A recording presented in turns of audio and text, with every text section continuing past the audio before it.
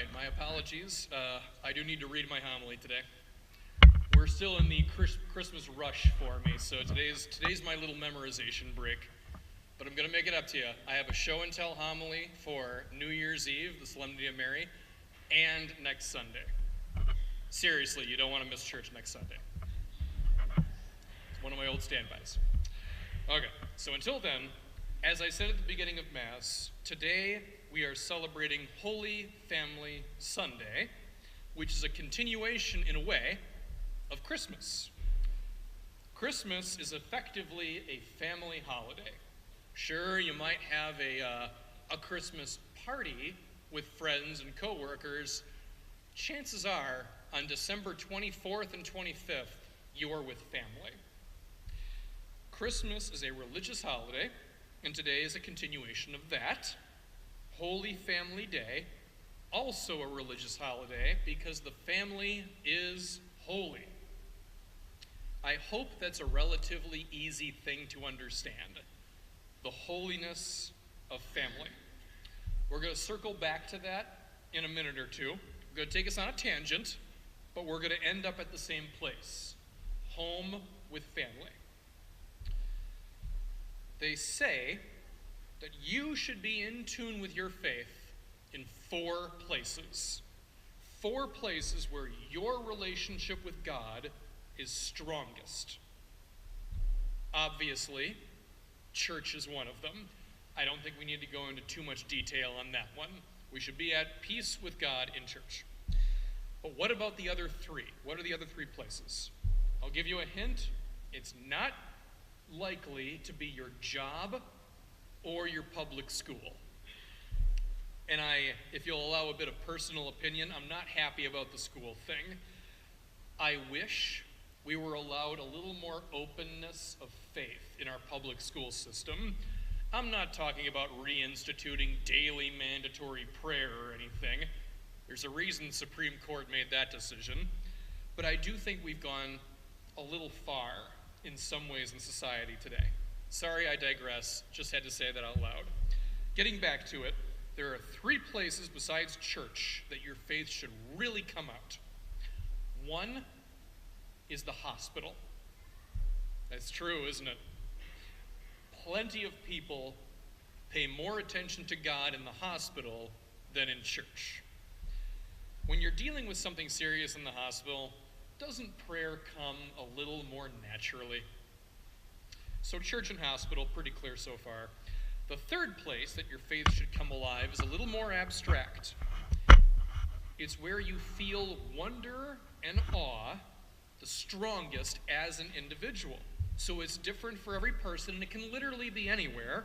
For me, it's not even a physical location. My answer would be music.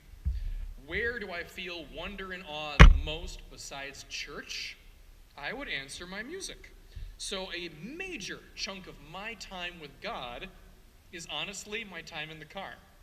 I'm alone with my music. I can pray, I can think, I can sing along at full volume, and my car is very recognizable, so I get caught more often than you probably would think. But it's worth it. That time is very important to me. And I'm pretty sure I'm not the only one who feels that way about music.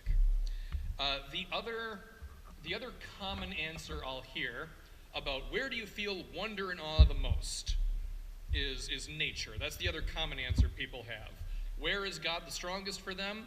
Well, it's under their favorite tree or overlooking this view or that, all that stuff. And all that's valid. There is nothing wrong with any of that. But there is something you should be mindful of. No matter where you feel God's presence on an individual level, church is still important. It is not a valid excuse to say, I don't go to church because I see God more clearly in nature. Sorry, that doesn't work. Because the church does not call us to have a relationship with God in only one place. We are meant to have a relationship with God in our daily lives, and we come to church to strengthen that relationship together with one another. So in other words, you need both, not one or the other. You need God in a formal way here with worship, liturgy, ritual. That is critical. And you need God in a less formal way out there.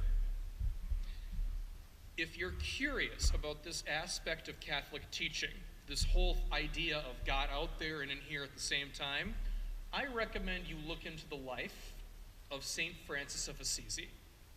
St. Francis of Assisi loved animals. He loved nature. He saw God everywhere.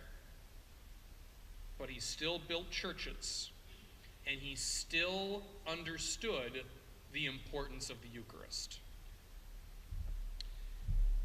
He understood that for us to truly be healthy in faith, we need God in church and in life. So that's 3 out of 4 places. Church, hospital, your personal God connection, wherever it may be found, and one other place. It's probably pretty obvious at this point. The 4th place on the list is home. God should absolutely be a part of our domestic life. Every single one of us should dwell in safety and peace at home with God watching over us. Just as Jesus added to the holiness of the Holy Family, so he adds to the holiness of our families. The love that God has for us should be felt most strongly at home.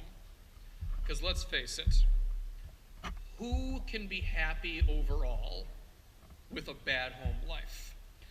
If you love your job and really enjoy coming to church and have terrific friends and hate being at home with your family,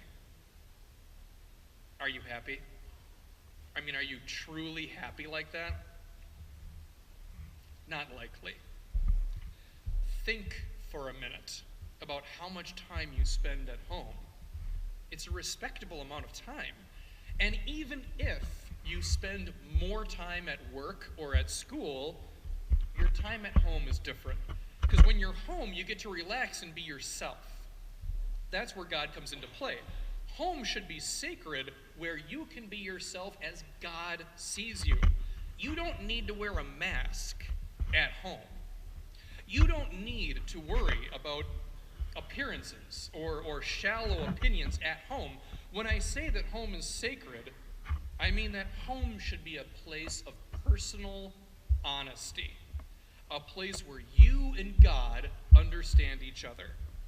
Home is a place where you can be yourself and where your loved ones can know you and love you. Not for who they want you to be, not for who you might be later on, but for who you are. Friends and coworkers aren't very good at that. Family is better at seeing the real you. In an ideal world, every family is a holy family. Sure, we may not measure up to the family of Jesus, Mary, and Joseph, but we can reflect their holiness in our lives. And that's what the point of today is. The holiness of God, given by Jesus and lived out by us. We do that together in church, alone where we personally know God the best, and in our small domestic churches at home where we live out our faith as holy families.